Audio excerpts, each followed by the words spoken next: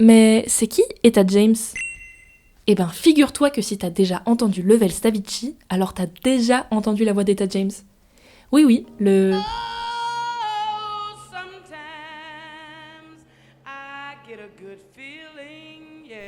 c'est sa voix. Et la chanson originale s'appelle Something's Got Hold on Me. Bref, voici le fait numéro 1. Etta James s'appelait en vérité James Etta Hawkins. On comprend donc vite d'où vient son nom d'artiste. C'était une chanteuse américaine de blues et de soul, entre autres. Elle a vécu de 1938 à 2012.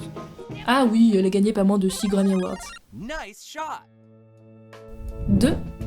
14 ans. 14 ans seulement, c'est l'âge qu'a la mère d'Etta James à sa naissance. 14 ans, c'est aussi l'âge que l'on donne à Etta lorsque son talent est repéré par Johnny Otis, parfois surnommé le parrain du rhythm and blues. À l'époque, Etta fait partie du groupe des Creolettes, ensuite appelé les Peaches. 3.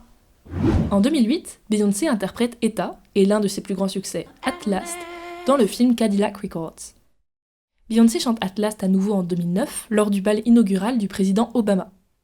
Etta réagit alors en disant « I can't stand Beyoncé, she has no business up there, gonna be singing my song that I've been singing forever ». Bon, en fait, cette réaction, elle est pas sans rappeler une anecdote semblable, celle d'Etta James performant Unforgettable, le hit de la star Dinah Washington, en sa présence pensant lui faire honneur. Bon, ça a pas trop plu à Dinah qui a renversé tous les verres présents sur la table et crié « Don't you ever sing the Queen's songs when the Queen is right in front of you ». Ouais, un moment pas très sympa à passer pour Etta James. 4. Etta était réputée pour son caractère aussi puissant que sa voix. C'était une féministe noire qui n'avait pas honte d'être qui elle est, ce qui, il faut l'avouer, n'était pas évident à cette époque aux États-Unis. C'était un peu une rebelle, ouais. En même temps, Etta a dû se forger tout au long de sa vie. En grandissant sans la présence de son père, en étant élevée par des nourrices quand sa mère était encore trop jeune pour s'occuper d'elle, en luttant contre son addiction à la drogue, bref, Etta était une femme pleine de résilience. 5. Tout à l'heure, je vous parlais de la chanson At Last, qui avait été chantée par Beyoncé. Eh bien, At Last, une des chansons les plus connues d'Etta James, a en fait d'abord été créée pour le film Orchestra Waves, sorti en 1942. Ce que femme veut, dans sa version française.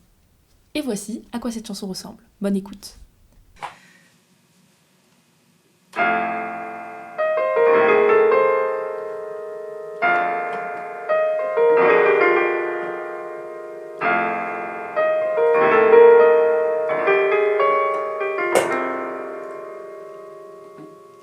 At last,